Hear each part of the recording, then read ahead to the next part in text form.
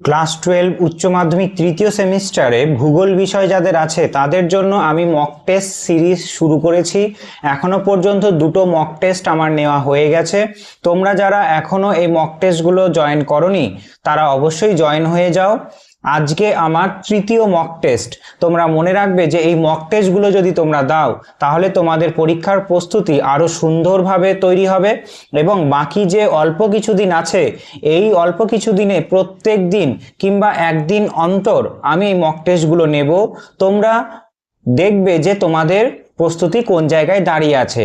আর অবশ্যই মনে রেখো মক টেস্টগুলো দেওয়ার পর তোমার কত স্কোর হচ্ছে সেটা কমেন্ট বক্সে জানাবে, কারণ আমি বুঝতে পারবো তুমি কোন জায়গায় দাঁড়িয়ে আছো আর তুমি বুঝতে পারবে যে তোমাদের বন্ধুদের তুলনায় তোমার নাম্বার কোন জায়গায় আছে। তাই অবশ্যই মক টেস্ট দেওয়ার পর কমেন্ট বক্সে জানাতে হবে। আর তার সঙ্গে সঙ্গে মক টেস্টটা খুব সুন্দর করে দেখে তোমাদের উত্তর করতে হবে। আর অবশ্যই মাথায় রাখবে যে প্রত্যেকটা যে মক টেস্ট সেই মক টেস্টের প্রশ্নগুলো বলার পর আমি কিছুটা সময় গ্যাপ দেব, সেই গ্যাপের মধ্যেই তোমাদের প্রশ্নের উত্তর করতে হবে। আর তার সঙ্গে সঙ্গে আমি প্রশ্নের উত্তরটা কিছুক্ষণ পরেই বলে দেব আর মিলিয়ে নিতে হবে। ঠিক আছে? তোমরা খাতায় প্রশ্ন নাম্বার দিয়ে ABC অপশনগুলো লিখবে, যদি ঠিক হয় রাইট চিহ্ন দেবে আর যদি ভুল হয় সঙ্গে সঙ্গে কাঁটা চিহ্ন দিয়ে দেবে, তাহলেই তোমাদের মক টেস্ট এইভাবে দিয়ে দেওয়া হবে। চলো আজকে তৃতীয় মক টেস্ট কত মার্কস হচ্ছে সেটা অবশ্যই জানিও।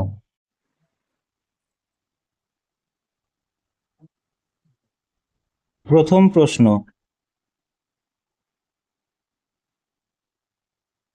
আলফ্রেড ওয়েগনারের মহাদেশীয় সঞ্চরণ তত্ত্ব অনুসারে ট্যাঞ্জিয়ার বিভাজনের সময় ইউরেশিয়া ও আফ্রিকা ভারতের মধ্যবর্তী অঞ্চলে কোন প্রাচীন মহাসাগরের অস্তিত্ব বিদ্যমান ছিল?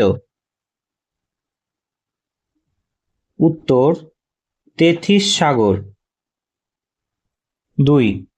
হিমাবাহের ক্ষয়কার্যের ফলে সৃষ্ট হর্ন বা পিরামিড চূড়ার অগ্রভাগে একাধিক শার্ক যুক্ত হলে মধ্যবর্তী তীক্ষ্ণ শৈলশিরাকে কি বলা হয়? উত্তর অ্যারেট বা এরিটি।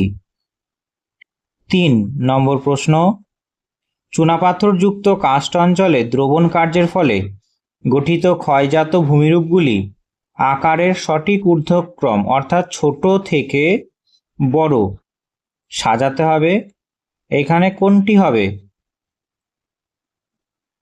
উত্তর হবে সিঙ্কহোল। 4 বায়ুমণ্ডলের আপেক্ষিক আর্দ্রতা 100% পৌঁছালে এবং শিশিরাঙ্কে উন্নীত হলে ঘনীভবনের ফলে ভূপৃষ্ঠে বায়ুমণ্ডলের ভাসমান ক্ষুদ্র জলকণাকে কি বলা হয়? উত্তর হবে কুয়াশা বলা হয়। 5 সামুদ্রিক অবক্ষেপ জৈব উৎসের মধ্যে যে অবক্ষেপগুলিতে চুন বা ক্যালসিয়ামের পরিমাণ সর্বাধিক থাকে তাদের কি বলা হয়? উত্তর হবে চুনময় বা ক্যালকেরিয়াস উজ। 6 নম্বর প্রশ্ন, সমুদ্রের জল ও নদীর মিষ্টি জলের মিলনস্থলে গঠিত বাস্তুতন্ত্রকে কি বলে? উত্তর হবে খাড়ি বা এস্চুরিয়ান বাস্তুতন্ত্র। 7 নম্বর প্রশ্ন, কাম্য জনসংখ্যা ধারণার মূল ভিত্তি কোনটি? উত্তর সম্পদের সাথে জনসংখ্যার সঠিক ভারসাম্য ও মাথাপিছু উৎপাদন। 8 নম্বর প্রশ্ন, একটি গ্রামীণ বসতি যেখানে রাস্তা বা নদীর উভয় পাশে সমান্তরালভাবে বাড়িগুলি গড়ে ওঠে তাকে কি ধরনের বসতি প্যাটার্ন বলা হয়? উত্তর রৈখিক বসতি বলা হয়। 9 নম্বর প্রশ্ন, 2011 সালে আদমশুমারি অনুযায়ী ভারতে কোন রাজ্যে সর্বাধিক এবং সর্বনিম্ন জনসংখ্যা ঘনত্ব পরিলক্ষিত হয়? উত্তর সবথেকে বেশি বিহারে জনঘনত্ব আছে এবং সবথেকে কম আছে অরুণাচল প্রদেশে। 10 নম্বর প্রশ্ন, ভারতের কোন বহুমুখী নদী পরিকল্পনা বা জলসেচ ব্যবস্থার মাধ্যমে রাজস্থানের শুষ্ক অঞ্চলে পানীয় ও সেচের জল সরবরাহ করা সম্ভব হয়েছে? উত্তর হবে ইন্দিরা গান্ধী খাল।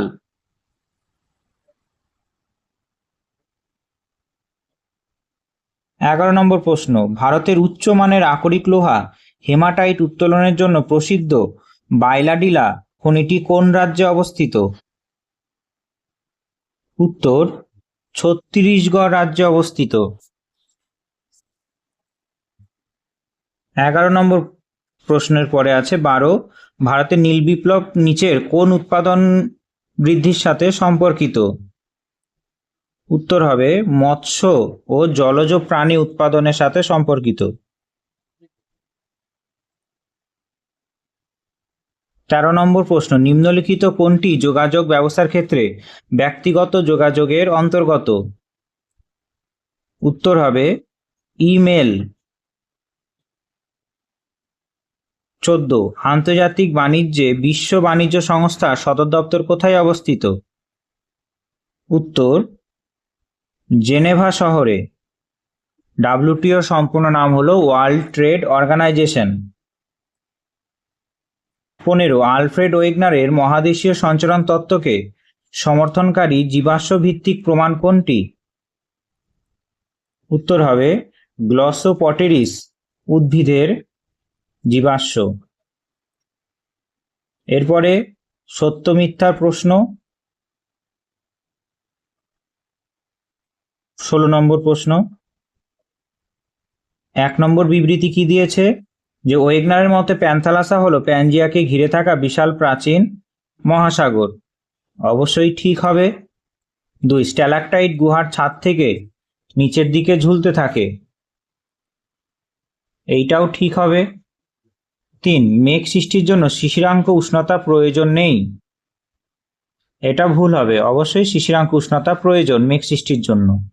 আর 4 নম্বর আছে কি, ক্রান্তীয় অঞ্চলে মহাসাগরের বাষ্পীভবন বেশি হওয়ায় জলের লবণতা নিরক্ষীয় অঞ্চল অপেক্ষা বেশি হয়। এটাও সঠিক হবে, তাহলে অপশনে উত্তর হবে এ, সত্য সত্য মিথ্যা সত্য। 17, জনসংখ্যা পিরামিডের তলদেশ চওড়া হলে তা উচ্চ জন্মহার নির্দেশ করে। হ্যাঁ, সঠিক বিবৃতি। 2 নম্বর বিবৃতি, পুশ ফ্যাক্টর স্থানান্তরের জন্য আকর্ষণীয় পরিবেশ তৈরি করে।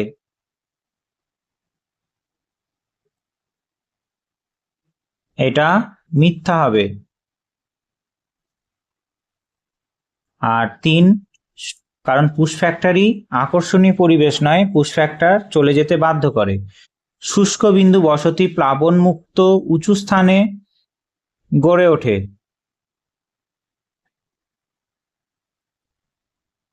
এটা ঠিক হবে, যেখানে বন্যা হয় সেইখানেই উঁচু জায়গায় বসতি গড়ে ওঠে, যাকে বলা হয় শুষ্ক বিন্দু বসতি। 4, সিবিডি হলো শহরের কেন্দ্রস্থলে যেখানে বসতি ঘনত্বযুক্ত হয় কিন্তু বাণিজ্যিক ক্রিয়াকলাপ কম থাকে। এইটা মিথ্যা হবে, সব থেকে বেশি ঘনবসতি বাণিজ্যিক কার্যকলাপ বেশি হয়। সিবিডির সম্পূর্ণ নাম হলো সেন্ট্রাল বিজনেস ডিস্ট্রিক্ট। 18, ভারতের রেগুর বা কালোমাটি তুলা বা কার্পাস চাষের জন্য অত্যন্ত উপযোগী। এটা ঠিক হবে। 2, অভ্র উৎপাদনে অন্ধ্রপ্রদেশ ভারতের শীর্ষস্থান রাজ্য। এটা ঠিক হবে। 3, পাট হলো ভারতের প্রধান অর্থকরী তন্তু জাতীয় ফসল যা মূলত পশ্চিমবঙ্গে উৎপাদিত হয়। এটাও ঠিক হবে। 4, বৃষ্টির জল সংরক্ষণ ও ওয়াটারশেড ম্যানেজমেন্ট ভূগর্ভস্থ জলের স্তর বৃদ্ধিতে সাহায্য করে। এটাও ঠিক হবে, তাহলে অপশন হবে এ, সবকটাই সত্য। 19, আটলান্টিক মহাসাগরের গড় লবণতা প্রশান্ত মহাসাগরের চেয়ে কম। এটা মিথ্যা হবে, কারণ আটলান্টিক মহাসাগরে সব থেকে বেশি লবণতা। 2, মহীসোপান অঞ্চলে সামুদ্রিক মৎস্য চাষের জন্য অত্যন্ত উপযোগী। অবশ্যই সত্য হবে। 3, সিরাস মেঘ বৃষ্টিপাতের জন্য দায়ী।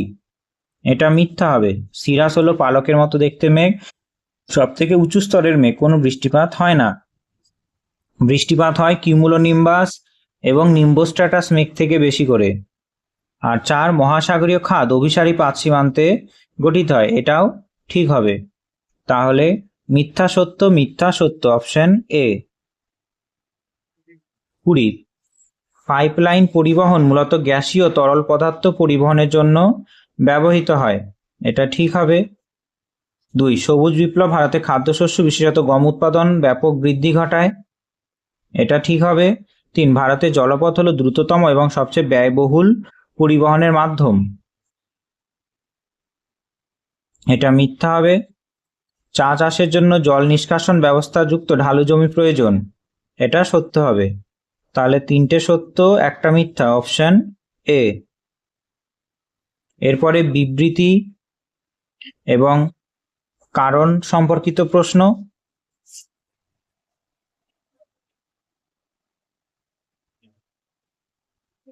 ক্রান্তীয় অঞ্চলে মহাসাগরে উন্মুক্ত অংশে অপেক্ষাকৃত লোহিত সাগরের মতো আংশিক আবদ্ধ সাগরের পৃষ্ঠীয় জলের লবণতা অনেক বেশি।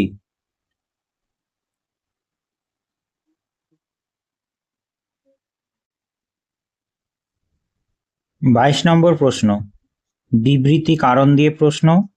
ক্রান্তীয় অঞ্চলের মহাসাগরের উন্মুক্ত অংশ অপেক্ষা লোহিত সাগরের মতো আংশিক আবদ্ধ সাগরের পৃষ্ঠীয় জলে লবণতা অনেক বেশি, এই বিবৃতিটা সঠিক হবে।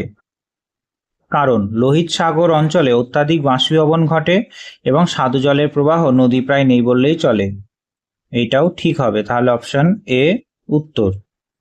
23 একটি বাস্তুতন্ত্রের শক্তি সর্বদা একমুখী হয়, এটা ঠিক হবে। আর কারণ সৌরশক্তি উৎপাদক থেকে শোষিত হওয়ার পর খাদ্যের মাধ্যমে বিভিন্ন খাদক স্তরে প্রবাহিত হয় এবং পুনরায় সূর্য বা পূর্বে ফেরত যেতে পারে না, এটাও সঠিক হবে। তাহলে অপশন হবে এ। 24 ভারতের কৃষিতে শস্যাবর্তন ও মিশ্র কৃষি অত্যন্ত গুরুত্বপূর্ণ ভূমিকা পালন করে, অবশ্যই ঠিক হবে। কারণ এটি মৃত্তিকা উর্বরতা বজায় রাখে এবং কৃষকের অর্থনৈতিক ঝুঁকি কমায়, এটাও ঠিক হবে। অপশন এ হবে এর উত্তর। 25 পার্বত্য বা বন্ধুর ভূপ্রাকৃতিক অঞ্চলে বিক্ষিপ্ত বা বিচ্ছিন্ন বসতি গড়ে ওঠে, কারণ দুর্গম ভূপ্রকৃতি এবং কৃষিযোগ্য জমির স্বল্পতার কারণে জনসংখ্যা সমানভাবে বিস্তৃত লাভ করতে পারে না, এই দুটোই সঠিক হবে। আর অপশন হবে এ এবং আর উভয় সত্য, আর হলো এর সঠিক ব্যাখ্যা।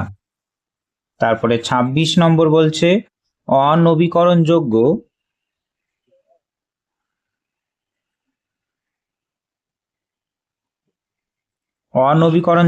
খনিজ সম্পদ অতিরিক্ত ব্যবহার ফলে ভবিষ্যতে শক্তি সংকটের সম্ভাবনা দেখা দিচ্ছে, অবশ্যই সত্য। সৌরশক্তি, বাতাস এবং ভূতাপীয় শক্তি অপ্রচলিত হওয়ায় এরা পরিবেশকে দূষিত করে, এটা অশুদ্ধ হবে, ঠিক আছে, অর্থাৎ মিথ্যে এটা, তাই এ সত্য কিন্তু আর মিথ্যা। এরপরে স্তম্ভ মেলানো প্রশ্ন আছে।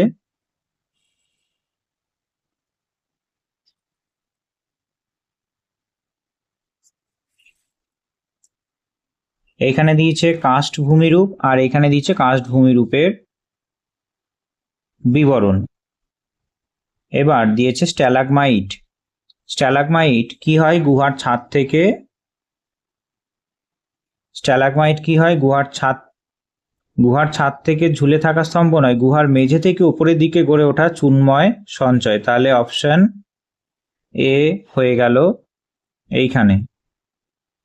আর স্ট্যালাকটাইট হবে গুহার ছাদ থেকে ঝুলে থাকা স্তম্ভ। গুহা স্তম্ভ কি হবে, এটা হবে সি। স্ট্যালাকটাইট ও স্ট্যালাগমাইট সংযুক্ত রূপ। আর পিরামিড চূড়া কি হবে, সার্কের পশ্চাৎ প্রাচীরের ক্ষয়জাত তীক্ষ্ণ চূড়া।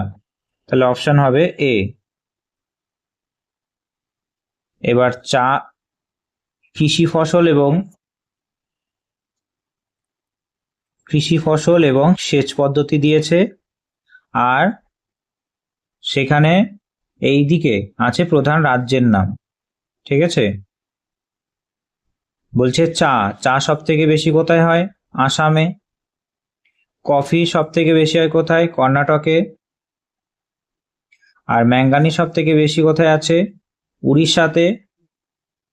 আর নলকূপ সেচ সব থেকে বেশি হয় উত্তরপ্রদেশে। তাহলে অপশন হবে এ। ঠিক আছে। 29, এখানে শব্দ বা ধারণা দিয়েছে, এখানে সেই শব্দ বা ধারণার বিষয় দিয়েছে। বয়স লিঙ্গ পিরামিড বলতে কি বোঝায়? জনসংখ্যায় লিঙ্গ অনুপাত ও বয়সের গঠন চিত্রণ। এটা হবে এ। ডব্লিউটিও শব্দটা কার সঙ্গে জড়িত? এটা হবে বি। আন্তর্জাতিক বাণিজ্য নীতি ও বিরোধ নিষ্পত্তির সঙ্গে। পরিব্রাজক বা মাইগ্রেন্ট কাদের বলা হচ্ছে? যে ভৌগোলিক স্থান পরিবর্তনকারী ব্যক্তি। আর অচিরাচরিত শক্তি সৌর ও বাতাস কেন্দ্রিক শক্তি সম্পদ। তাহলে এখানে অপশন হবে কোনটি? অপশন হবে এ।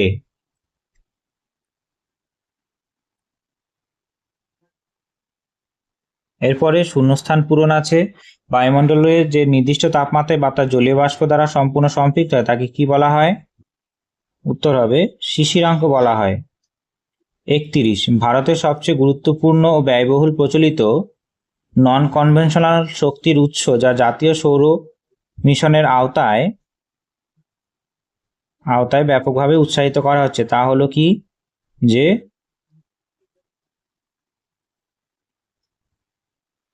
সৌরশক্তি। এরপরে একটি ভৌগোলিক অঞ্চলে কোনো প্রজাতির জনসংখ্যা বৃদ্ধির সেই সর্বোচ্চ সীমা যা ওই অঞ্চলের প্রাকৃতিক সম্পদ দীর্ঘমেয়াদী বজায় রাখতে পারে তাকে পরিবেশের ড্যাশ ধারণ ক্ষমতা বলে। উত্তর ইকোলজিক্যাল বা পরিবেশগত ধারণ ক্ষমতা বলা হয়। এরপর 33 নম্বর প্রশ্ন, সম্পর্ক দিয়ে প্রশ্ন। বিবৃতি 1-এ কি বলছে? ভারতের উত্তর পশ্চিম অংশে নদীগুলিতে খাল সেচের প্রচলন সর্বাধিক। আর উত্তর ভারতে নদীগুলি বরফ গলা জলে পুষ্ট ও নিত্যবাহ এবং সমভূমি অঞ্চলে নরম মাটি খাল খননের জন্য অত্যন্ত সুবিধাজনক। তাহলে দুটো বিবৃতি সঠিক। আর বিবৃতি 2 হলো বিবৃতি 1-এর সঠিক কার্যকরণ সম্বন্ধীয় ভিত্তি। 34, ভারতে মেট্রোপলিটন শহরগুলিতে সাম্প্রতিক দশকে গ্রাম থেকে শহরে পরিব্রাজনের হার মারাত্মক হারে বৃদ্ধি পেয়েছে। এটা সঠিক হবে। গ্রামীণ এলাকায় কর্মসংস্থানের অভাব এবং শহর অঞ্চলে উন্নত জীবনযাত্রা, শিক্ষা, চাকুরির সুযোগ আকর্ষণে এই স্থানান্তর ঘটছে। এটা হবে বিবৃতি 1-এর কারণ এবং বিবৃতি 2 হলো তার ফলাফল। আর লাস্ট প্রশ্ন, হরিয়ানা এবং পাঞ্জাবে যে সবুজ বিপ্লব হয়েছিল সেখান থেকে একটা প্যাসেজ তুলে দিয়েছে, তোমাকে প্রশ্নের উত্তর করতে হবে। একটাই প্রশ্ন আছে যে কৃষিক্ষেত্রে ভূমির উর্বরতা পুনঃপ্রতিষ্ঠা এবং পরিবেশগত ভারসাম্য রক্ষার জন্য নিম্ন সম্বন্ধে কোন পদ্ধতি পরামর্শ দেওয়া হয়েছে? এইখানে বলা হয়েছে যে বর্তমানে পরিবেশবিদরা ভূমির ক্ষয় রোধ ও জলসম্পদ সংরক্ষণের জন্য ক্রপ রোটেশন বা শস্যাবর্তন পদ্ধতি এবং জলসম্পদের টেকসই ব্যবহার বা সুস্থায়ী ব্যবহারের উপর গুরুত্ব আরোপ করেছে। তাহলে উত্তর হবে অপশন বি। একই ফসল প্রত্যেক বছরের প্রত্যেক ঋতুতে চাষ না করে ঘুরিয়ে ফিরিয়ে চাষ করাকে বলা হয় কি? Crop rotation. দেখা হচ্ছে পরের মক টেস্ট ভিডিও নিয়ে। ততক্ষণ ভালো থেকো। জয় হিন্দ, জয় ভারত।